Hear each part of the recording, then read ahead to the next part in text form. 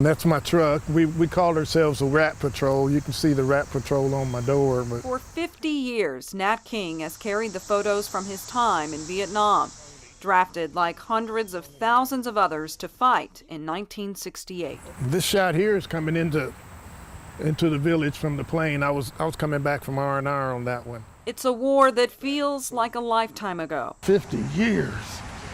Jeez. And now, for the first time since he boarded the flight back to the U.S., It's a brotherhood. King is reuniting with those brothers. Man, I'm just trying to figure out what we're going to talk about for 2 days. Yeah. Who didn't have their pants on in that one picture? At the Crown Plaza Hotel in Louisville, He's got more photos and albums than I even thought I had. 7 men who fought shoulder to shoulder are now side by side. You have in your mind 50 years ago what everybody looked like. What were they going to look like now, you know? Larry Van Loo flew in from Michigan, Pat Marchoni from Arizona, Ernest Tucker from New Hampshire, Keith Flom from California, Joe Remus and John Piccarelli, both from Pennsylvania.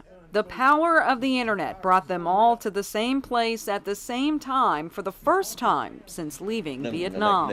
We were all 18, 19 years old, and you just form a bond, no matter where you're from or whatever. You just form a bond, and then when that goes, but that bond is always there. For 2 days, they've relived the time in their lives only they can understand. Me, anybody that went there and wasn't scared, they're lying to you. Just soldiers doing the job. You couldn't talk to anybody, don't your parents or your loved ones or nothing. Right. It took a lot of toll. That's a big toll on a lot of people. Yeah, you're still jittery even after all those years. You know, a big bang or whatever, you know, kind of just it startles you. I just wish we had more of the guys still alive that showed up. I got that. Brings back good memories, but also brings back bad memories. The 5 guys out of Concord, New Hampshire joined up and all became medics. All 5 died in Vietnam. The last thing they told us there, if you can get civilian clothes to wear home, you'll be a lot better off. A lot safer. It's a conversation that lasted for hours. Now this one, who all is in this one? That's picking me in the foreground there. Okay. Yeah, we were sitting at the bar in our hooch there, and then And the guy, yeah. And you see all that there? Uh-huh. Oh, there Empty you beer go. cans. that was all the way. We That bought was a pallet of beer. A pallet? Yeah, a whole pallet for just our little group, and Are those full or empty? they're empty. those are Oh, okay. empties. Somebody told us that rats didn't like the smell of beer, and they didn't come around. And That was a lie.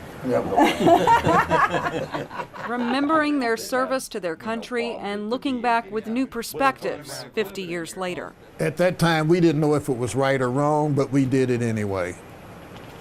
And now that we look back on it, it was useless. Whoever was running the deal, they send them into a war situation with their hands tied behind their back. There's no way you're going to win. There's no win. We're still kind of the forgotten warriors, if I can use that term.